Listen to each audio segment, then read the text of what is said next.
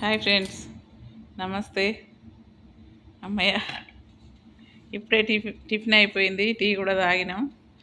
ఏంటంటే ఇంట్లో ఈరోజు మా అమ్మాయి డెలివరీ అయ్యి 3 రోజులు అవుతుంది.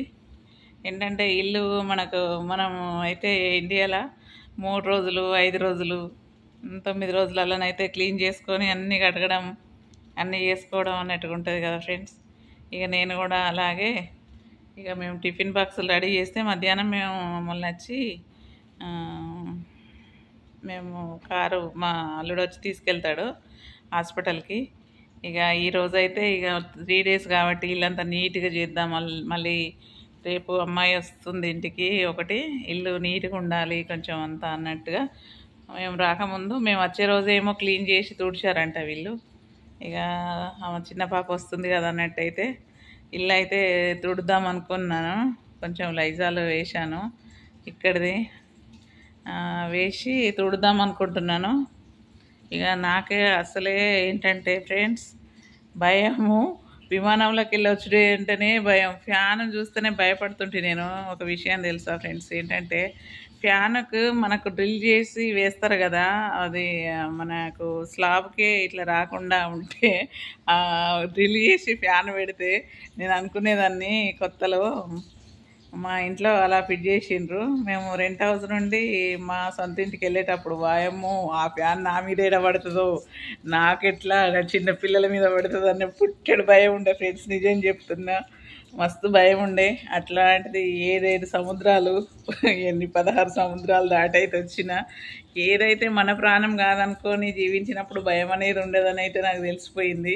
మనము అనుకున్నప్పుడే భయాలు ఆందోళనలు అన్నీ ఉంటాయి. ఏది మనది కాదనుకున్నప్పుడు ఏ భయము ఉండదు. ఇక అంతా దేవునికి వదిలేసిన తర్వాత నేనైతే అలాగే ఇప్పుడైతే అయిపోయినా. ఏంటంటే ఇప్పుడైతే ఇక ఇక్కడికి భయపడుకుంటూ వచ్చిన తర్వాత అన్ని చెక్కలింది ఫ్రెండ్స్.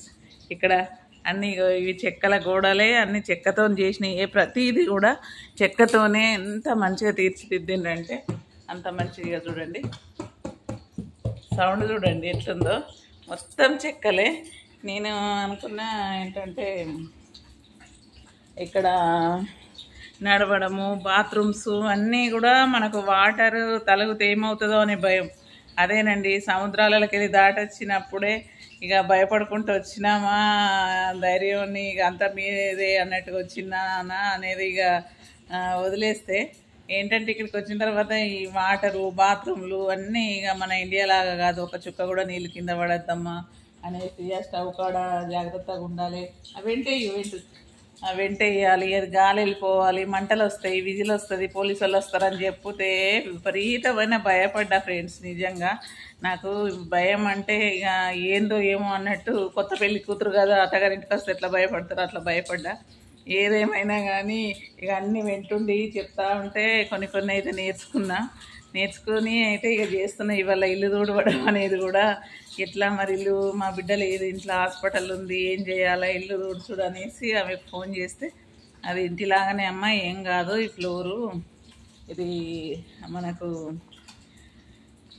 ప్లైవుడ్ మంచాలకు అతికేస్తారు కదా, అట్లాంటిదే షీటు, ఏం కాదని చెప్పింది ఫ్రెండ్స్. ఎక్కడ పోయినా కూడా ఇట్లనే ఉంటుంది ఫ్లోరు. ఈ ఫ్లోరు తోడుదామనేసి అయితే ఇక ఇవాళ డిసైడ్ అయిపోయినా. బకెట్లో వాటర్ పోసుకొని లైజాల్ వేసుకొని ఇక రెడీ అయినా. ఎందుకంటే మన సంప్రదాయం మనకు ఉంటుంది కదా, ఇల్లు అయితే నీట్గా తుడుద్దాము చిన్న పాప వచ్చేటప్పటికి అన్నట్టుగానైతే ఇక ఈరోజు ఇక బకెట్లో నీళ్ళు పోసి తుడుద్దాం అనుకుంటున్నా. గట్టిగా వెండి తుడిస్తే ఏం కాదనేసి అయితే చెప్పింది. ఇక అప్పుడైతే ఇక మొత్తం 3 బెడ్రూమ్స్ అయితే తుడిచిన. ఇంకా ఇక హాలు కిచెన్ తుడుదాం అనుకుంటున్నా ఫ్రెండ్స్.